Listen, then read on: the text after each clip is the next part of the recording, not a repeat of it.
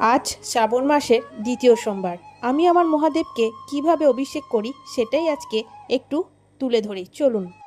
প্রথমে চিনি, দই, অষ্টগন্ধা, চন্দন, বেদানার রস, ঘি, মধু, অখণ্ড আতপ, অগ্র, গোলাপ জল, দুধ, গঙ্গা জল, এদিকে রয়েছে 5 ফল। মহাদেব বেলপাতাতেই তুষ্ট, তাই আমি একটা বেলপাতার মালা এখানে নিয়েছি। এই সমস্ত কিছু দিয়ে আমি অভিষেক করাবো আমি আমার মহাদেবকে। আমি মহাদেবকে এইভাবে অভিষেক করাই। আমি মহাদেবকে একটা পাত্রের মধ্যে রাখি।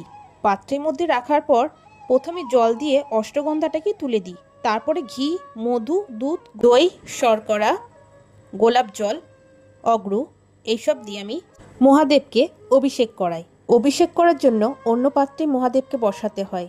যে পাত্রে মহাদেব বসে থাকে সেই পাত্রে অভিষেক করাতে নেই। আমাদের ভোলা বাবা অল্পতেই সন্তুষ্ট।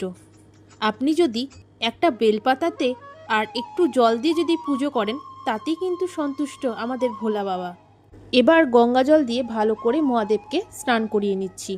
স্নান করার পর আমি ভালো করে মহাদেবকে মুছিয়ে নেব। প্রত্যেক দিন যখনই স্নান করাবেন মহাদেবকে তখন কিন্তু একটু মুছিয়ে নেবেন।